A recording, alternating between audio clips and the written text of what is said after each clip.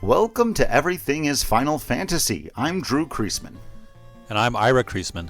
And on this show, I want to talk to you all about Unicorn Overlord. Now, normally, and by normally I mean the first two times we did this particular setup, I was telling my brother about some games that I had played that he had not, that I thought he might be interested in.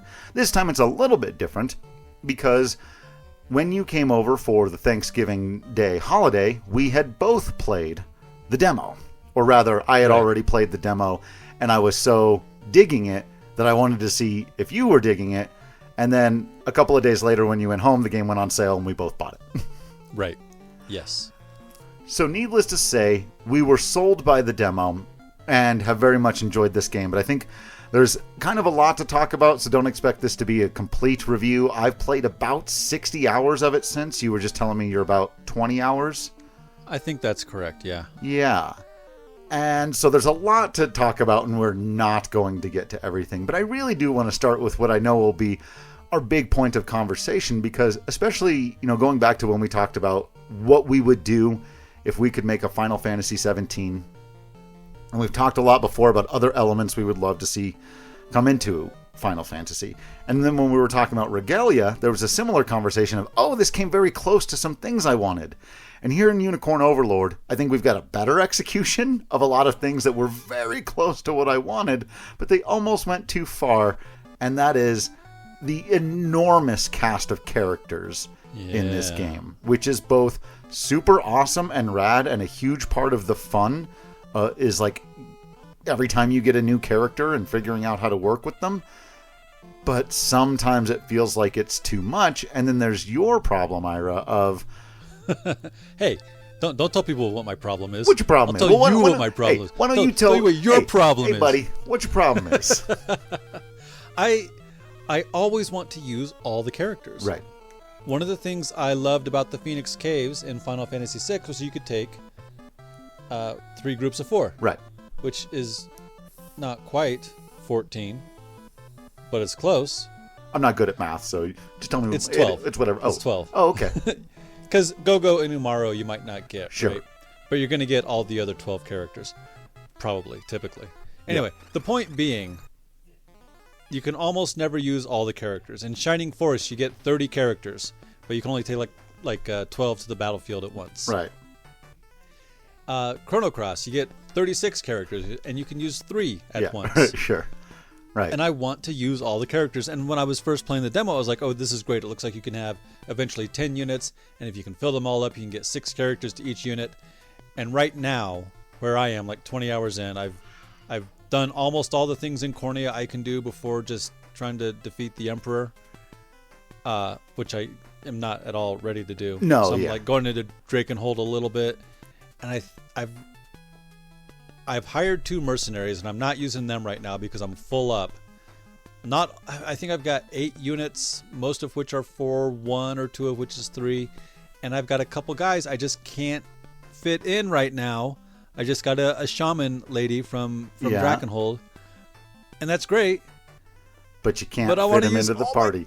Even with all that space, it's kind of amazing. It's like they gave us the solution, but then, that gave us even more characters to handle, right? So let's back up 1 second, and just for anybody that hasn't played the game, it's an interesting style of throwback RPG that reminds me most of the things that I've played of Ogre Battle from way back in the day. And there's that huge first hurdle, and we can maybe dive into this a little bit more later if you want to when we really get into the gameplay, where the battles take place sort of automatically, where how you battle isn't in determining what each character does at each step. Rather, it's you are given these units where they start with just 2 characters. They can grow to up to 5. And in each one of those, then you've got like a captain, right? And they move them around the chessboard. And we talked about something very similar to this. And we're like, how we would like Final Fantasy 17 to look. And then when your unit encounters the opposing unit, then the opposition, then the battle takes place automatically. So really, the gameplay comes in, it's entirely strategy. And how have you built your unit, and where are you sending them? Right? So it takes a minute to, I think, get over that first hurdle of not giving your characters individual commands and having that happen. But once you get into the gameplay loop, I think it makes sense that it works that way. Yeah, I'm really enjoying that. I do think that I would have preferred to be able to choose their actions each time, but the way they've set it up, it makes sense, because I can go in and say, well, I don't want the healer to use their heal until we're down 75%. I don't want them to do it immediately, for example. Yes, you can really get into being specific with how those... it's almost like the Gambit system? The Gambit system, yes. 12? Is that 12 or 13? Right, 12. 12, okay. Yeah. Also, did you say it's only 5 people per unit? Yeah, I'm a little disappointed that I'm pretty sure you can't max it out, even though there's 6 spots. There's 6 spots. I know. Oh, God. I know. So, I was thinking I've got room for 60 characters, but you're telling me it's 50? I am pretty sure that's what it's gonna be. Yeah. And I've mostly been able to, keeping up with. So then part of it is how you get more units, and then how you get more access to more characters as you earn things called honors. But, winning battles and doing the things that you do in an RPG.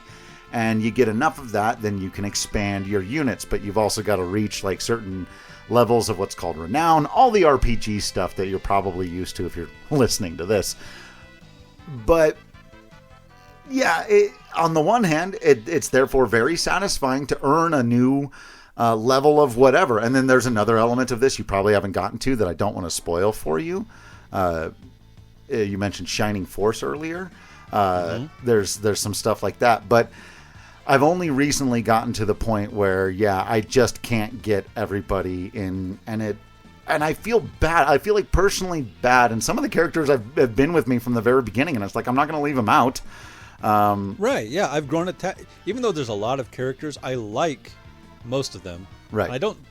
There's only a couple, even the ones that I find, okay, remember, what's that wizard's name? Osh? Osh from the very beginning, or we were calling him Ouch, because his name's A-U-C-H, Ouch.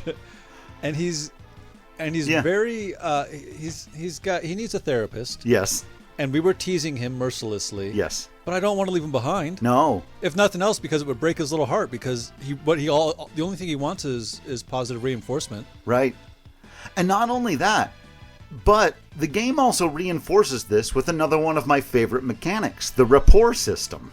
Yes. Where not only do you, as the main character, the chosen one, prince of you've played RPGs before, you have a relationship with everybody in your army. But they've all got relationships with each other, and they build up as you play the game further. And so I love all of that. But again, that makes it even that much more frustrating when I'm leaving certain characters out, because it's like I don't just personally feel bad that I'm leaving them behind or whatever. Right? You say you're going to break their little hearts. But then there's also that part of you that's like, but I want to continue to find out the rest of their story. I want to hear the next part of their conversation, because you can get 2 or 3, 4, 5 levels deep with some of these characters. And it's like, oh man, on the one hand, that's so much to do and so much extra stuff, and it's so great that it's all in there, but it does start to feel, especially when around the 50-hour mark, I realized there were a couple of characters that I had just straight up missed. Then I was like, man, this game is almost too big. Yeah, and there's a certain amount, like, I can appreciate a game maybe wanting to make you make choices. I think Pokemon does this rather well. Yeah. Right? You start with a choice, red, green, or blue. Right. Right? Fire, grass, or water. And then you catch, 30, 40 guys. Sure. You can only use 6 at a time. Right. And I can appreciate that to some degree. You want... it can't just be that there is one right choice every time. Right. It can't be that you can just do everything all the time. I do think Unicorn Overlord, the deeper you get into it, the better job it does of throwing different kinds of units, different types of situations, different types of maps and objectives at you, so that you definitely can't just be like, well, these are the handful of characters I want to use. And like, you've got to use everybody. So I do really appreciate that level of depth. So maybe I can max out my cavalry this time, but next time cavalry is going to be no good, so I need to restructure my units to... Right. Yeah. And a lot of times it makes a certain storyline purpose. This particular group of people are archer heavy. They've got a ton of archers here. So it's like, okay, now it might not be the right time to bring your flying units in because they take out the flying units. And so it's strategy that also makes sense inside the story. And so that I really love about it. I do want to take everybody all the time, but I found the more I play through having to leave certain people behind, it'll at least make it clear, like, oh, I see what's coming up here. I'm definitely going to want to bring these guys, and maybe these guys might not be quite as useful this time around, so it makes sense to leave them behind. Sure, and you can, at the outset of the battle, you can restructure units. Like take certain characters out, or maybe beef these units up with more defenders, or maybe you don't want the defenders because they've got the hammers on the other side. Right. Even right before deploying them, and you can send units back and have them withdraw from battle, and then change who's in the unit. So theoretically, you can still do a battle with every single one of your characters if you really want to micromanage it that way. Yeah, so maybe the problem is in the game. Maybe the problem is, maybe I am the problem. Maybe you were right. Tell me what my problem is. Either way, though, I think it's really cool to see such an old school style RPG with this HD 2D art style that's really in right now with the Dragon Quest game that just got remade. Certain parts of Final Fantasy VI and the Pixel remaster, particularly the opera scene, really. I think it looks great for that. It does. It's a beautiful game. Though I want to ask you a question. We've talked about this before with Final Fantasy and some of the design of the female characters in Final Fantasy. Yeah. I don't know if you've noticed. I have. But in this game, the guys are wearing what makes sense to me to be combat-ready outfits, and most of the women are wearing... less so, especially the witches and shamans. Right. Are wearing very skimpy outfits, and the shamans, the way they... Well, the witches sway their hips. Uh-huh. And the shamans sort of bend over in what seems to be, to me, to be a very uncomfortable way. Sure. Yeah, I did. In fact, I was playing the game one day, and Katie walks in, and she goes, I really love this art style, but do all the women in this game have humongous tits? Yeah.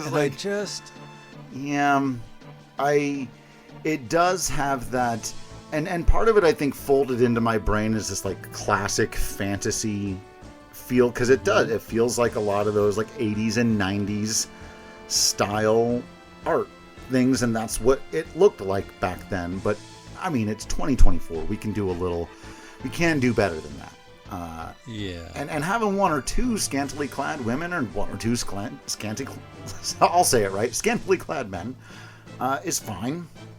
Sure. But like you said, when it's just like every dude's got badass armor that makes sense for combat and is, totally battle ready or whatever, and a lot of these women are wearing totally skimpy outfits and they move hyper suggestively, and they're all like incredibly well endowed, and it's like, yeah, that's just, even for variety and diversity's sake of it's just it's kind of a bummer. Yeah, and to be, I'm sure it could be pointed out, will be pointed out if we don't say it, but there's the soldier woman who is initially friends, Chloe. Mm-hmm. She's not hypersexualized, I don't feel like. True. There's another knight I think I'm going to get to recruit, but I haven't yet. Yeah. I can't remember her name. She's a blonde-headed lady, and she's not sexualized, I don't think. But a lot of them really are, and it's not equal opportunity. Right. And it kind of bothers me. It's kind of a bummer. Yeah, no, I agree. And it's no, like you said, as you started to ask the question, I was like, I know right where you're going with this. I noticed it. Katie noticed it. It's a bummer. It really is, because I think it tarnishes what is otherwise a pretty incredible game in a lot of ways. Now, the story, I want to talk to you a little bit about that, because I also feel like this is an area where it's a bit stuck in its throwbackiness. It's a good tale, and I'm interested, I think, for the most part, because I like all of these characters, and I want to see how it turns out for them. But as far as big evil empire takes over, we are a small rebellion, even the fact that, like, and this is maybe a bit of a spoiler, I guess, but a lot of the villains are just like being mind controlled by the bad guy. Yeah. And so you run into this same thing a lot. And a lot of characters having the exact same theme of, like, how do I deal with what I did? You know, everybody is Kane Highwind from Final Fantasy IV. Sure, yeah. So I think this, you know, the story is good, but it's not super great yet to me. I'm hoping there will be some twists and turns. It feels like it's just kind of doing the standard fantasy fare in a lot of ways. And I would have liked, and I've said this about some other games, I said it about Triangle Strategy, I would have liked a few cutscenes here or there, a few hand-drawn, even if still cutscenes to shake up. Because as much as I do like the visuals, it does get a bit static after a while, especially when every storyline beat is, pushed forward through those, just the side scroll, basically the battle graphics that they have, with people standing right next to each other. There's not a lot of movement and change in the way the story is presented, and I think that sometimes can be a trip up for me. I am enjoying the story. I'm not as far in as you are. It does feel, well, I'm all for the scrappy little guys fighting against the giant empire. On the other hand, we are also the prince and his followers. Right.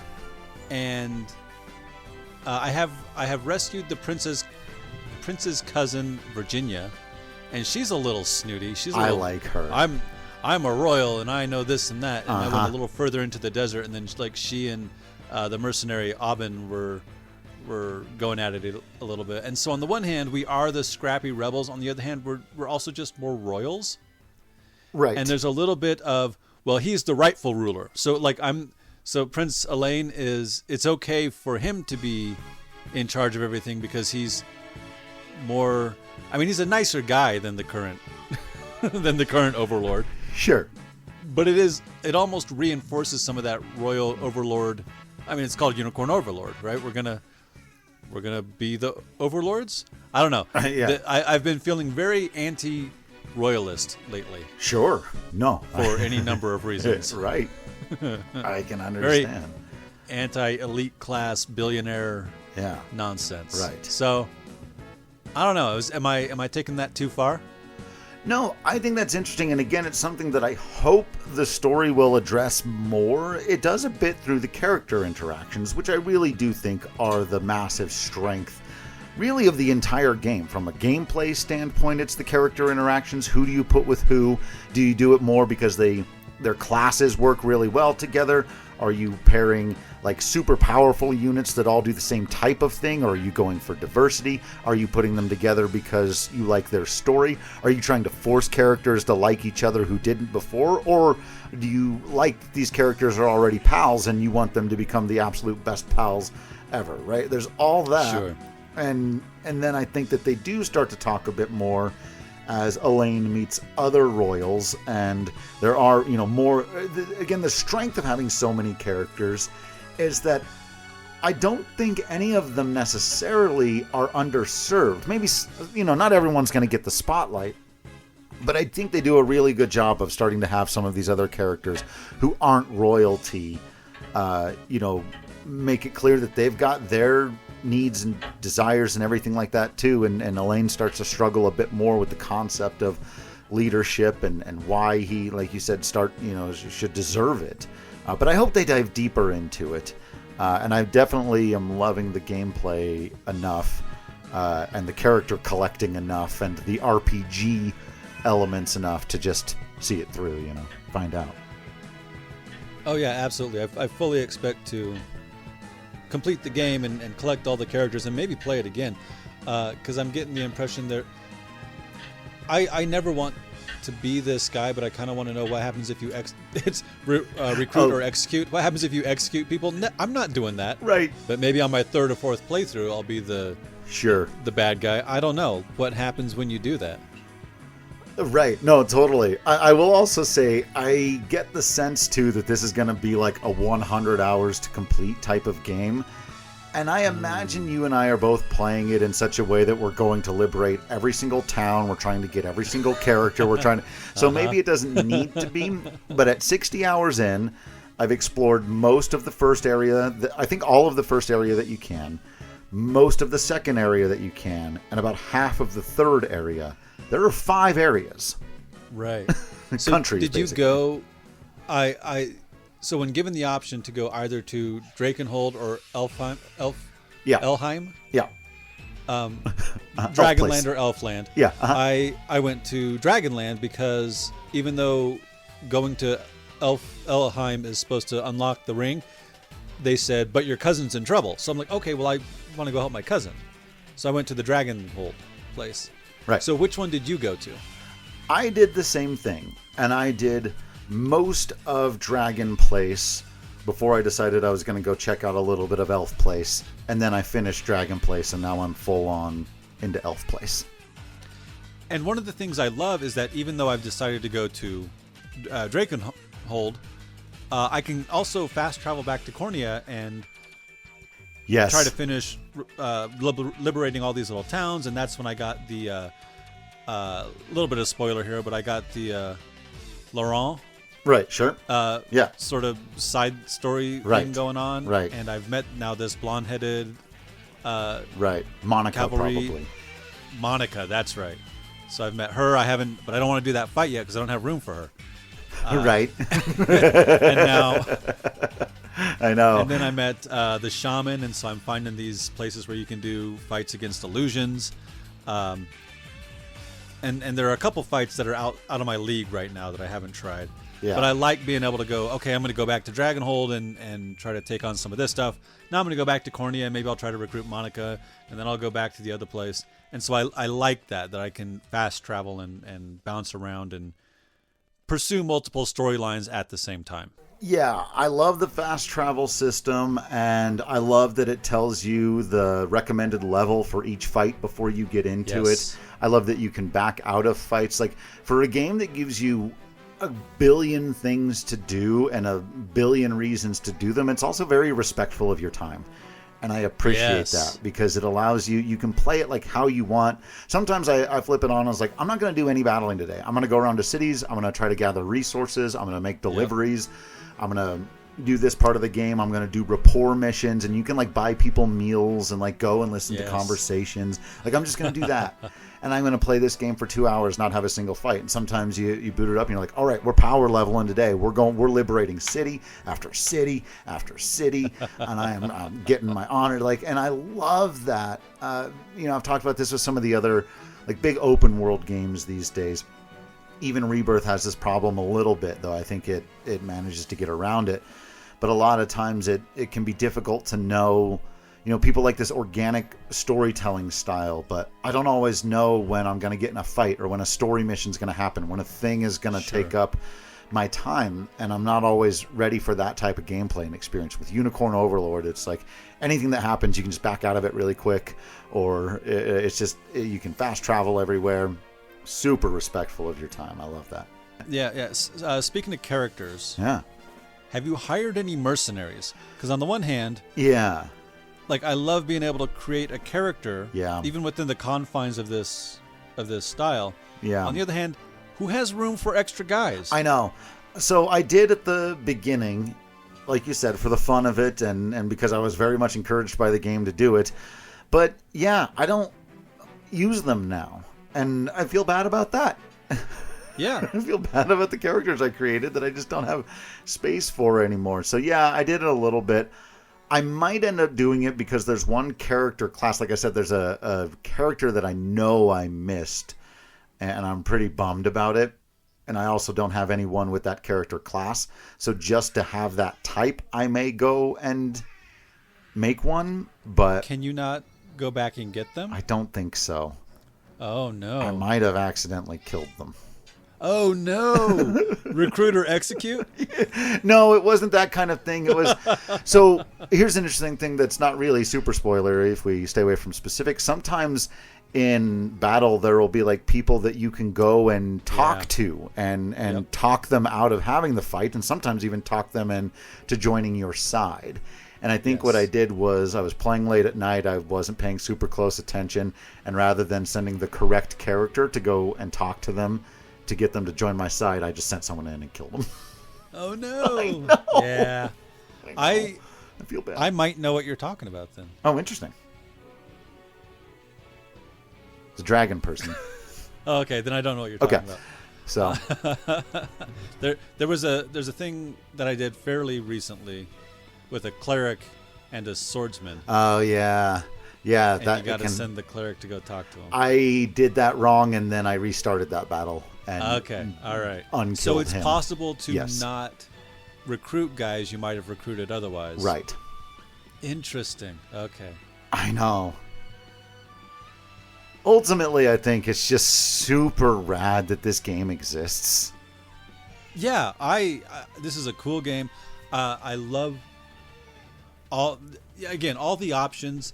And at first, it felt kind of Pokemon type, like you use hammers against shields, and you use arrows against thieves, and you use horses against infantry. Right. But then it got way more complicated. Yeah. Which is more difficult, but also really cool. And so I am really enjoying it. My only concern is that I'm not going to be able to use all my guys. But you do bring up a good point where, in fact, I just got into a fight that I didn't do last night, where it was, I think I'm going to have to redo all my units. And maybe what I need to do is adjust my thinking and think more about how do I need to rebuild my units almost every other time. Right. How do I need to think about the guys I've got and how to put together a unit specifically so I can fight those wyverns. Right. Specifically so I can go, maybe I need 2 to go fight the wyverns and 2 to go fight the cavalry or something like that. Because it's tempting to want to stick like 3 or 4 people together and leave them together because you think they're such a cool unit together. And I do that a lot too. But yeah, I've also found once you start mixing and matching a little bit more, you can unlock some really cool gameplay stuff. But that does come at the cost a little bit of building rapport. But you do build back and forth, and that's the fun of it, right? That really is the fun of the game. Well, and one of the things I've enjoyed doing is, these characters should like each other, but they're not on the same team. So take them to a tavern, and spend some cash, and I think that's great. Yeah. Thanks for listening. Subscribe to all the stuff. See you next time. Bye.